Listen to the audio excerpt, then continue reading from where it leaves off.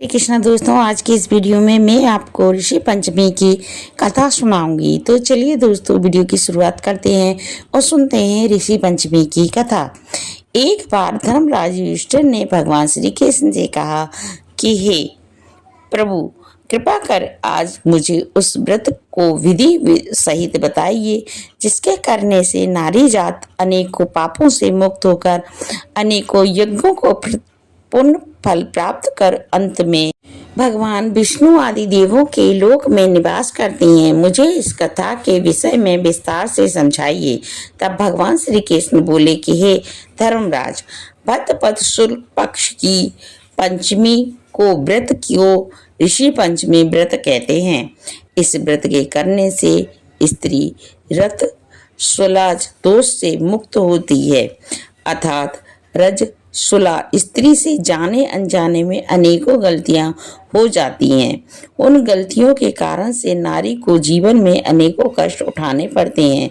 उन कष्टों के निवारक अर्थात ऋषि पंचमी व्रत किया जाता है। ये अत्यधिक पावन व्रत है। इसको अधिक पवित्रता के साथ करना चाहिए। इस व्रत को करने में किसी भी प्रकार की गलती नहीं होनी चाहिए, क्योंकि जब देवराज इंद्र ने वक्कासुर राक्षस को मारा था तब उन्हें ब्रह्म हत्या का पाप लगा था।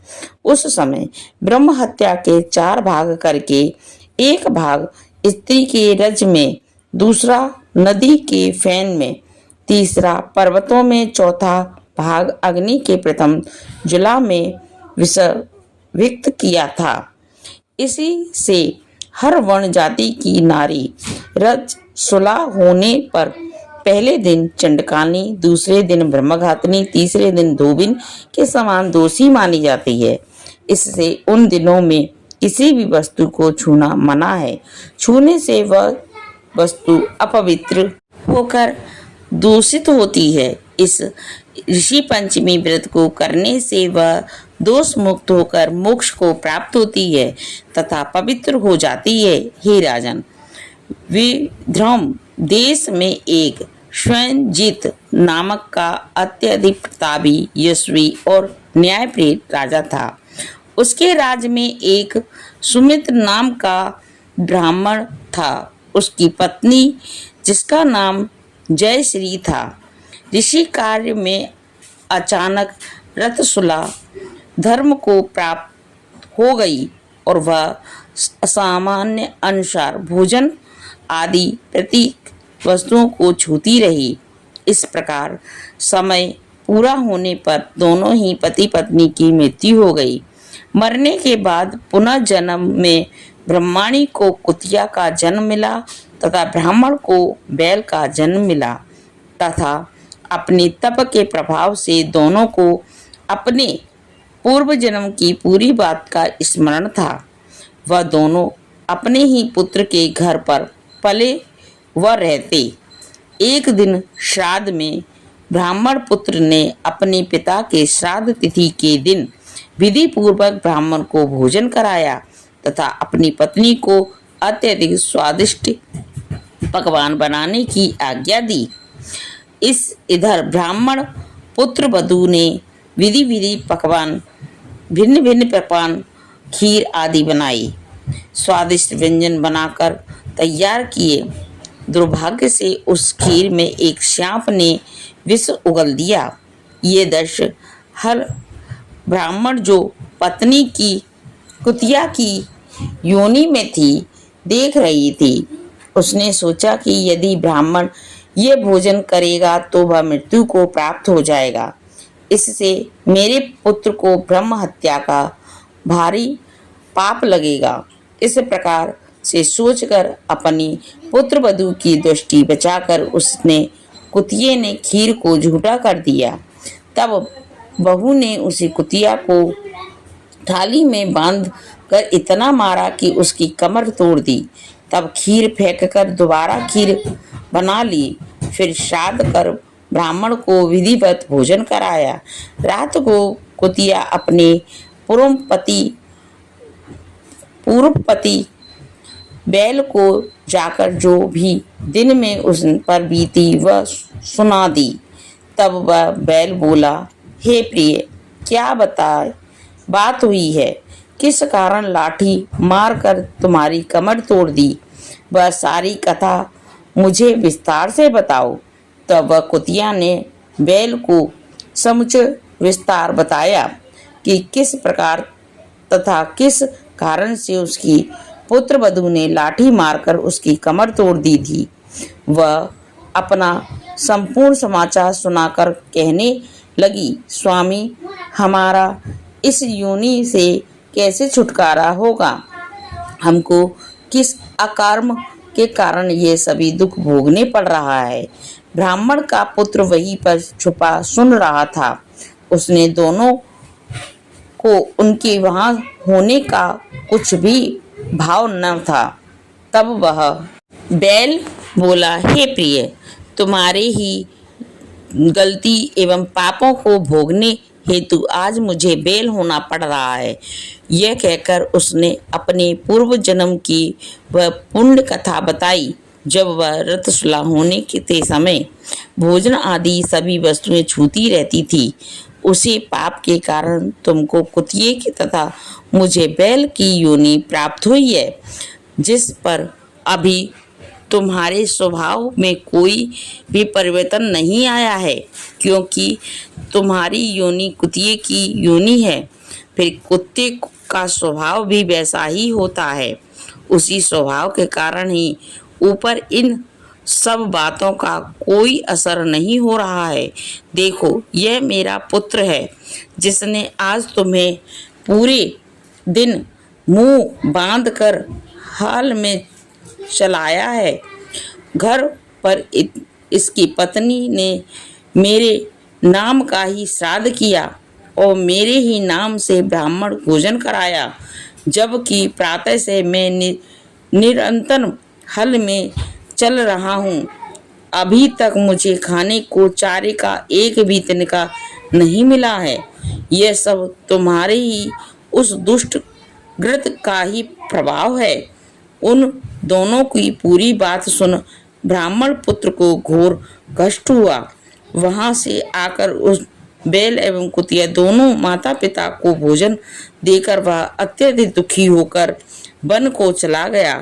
भटकते भटकते वहां एक ऋषि के आश्रम में पहुंचा।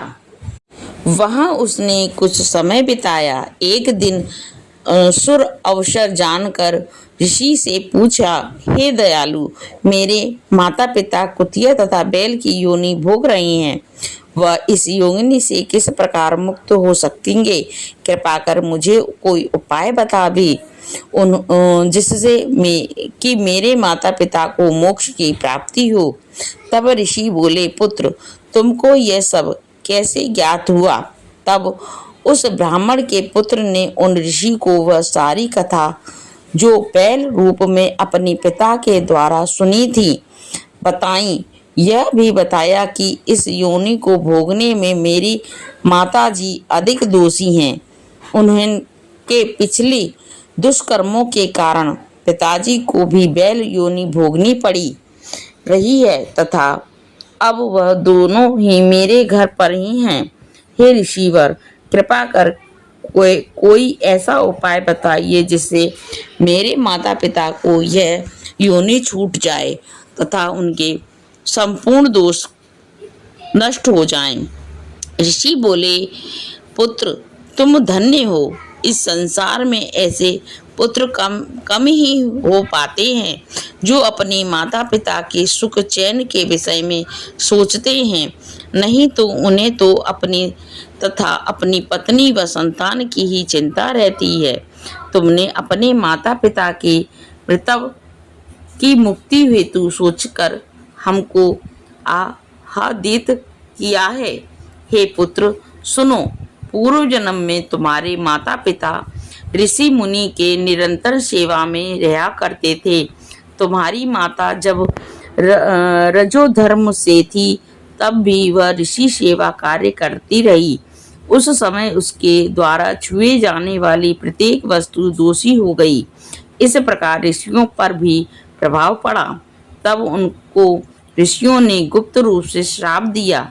उसी से तुम्हारे पिता ने बैल तथा माता ने कुतिया का जन्म पाया। अब उनकी मोक्ष अर्थ तुम घर जाकर भाद्रपद शुक्ल पक्ष की पंचमी को ऋषि पंचमी व्रत करो तथा दोनों ही पति पत्नी उस व्रत का फल माता पिता के हित में संपन्न कर दो। तब वे इस पशु योनि से मुक्त हो जाएंगे तथा स्वर्ग में आनंद करेंगे। तब इस व्रत और पुण्य फल से तुम्हारे माता पिता को आशीर्वाद से तुम्हें भी कृति होगी।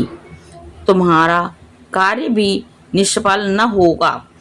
अतः तुम यह कार्य दोनों प्राणी मिलकर श्रद्धा भाव से विधि विधान से करो।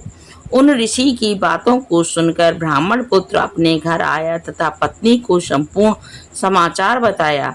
पत्नी की सहमति से दोनों ने उस व्रत को भादो माह की शुक्ल पंचमी को अत्यंत श्रद्धा पूर्वक विधि पूर्वक से किया और पंडित जी को बुलाकर उस व्रत के फल का संकल्प अपने माता पिता के लिए किया, जिसके प्रभाव से वह दोनों ही अपनी पशु योनि से मुक्त हुए और विमान द्वारा देवलोक को प्रथम स्थान कर गए।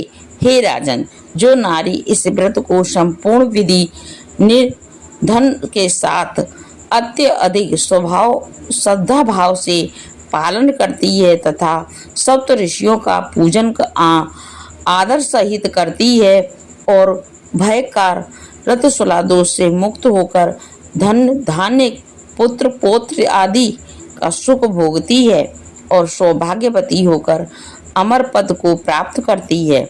इसलिए इस व्रत के करने से नारी जाति का समर्थ पाप से उद्धार होता है।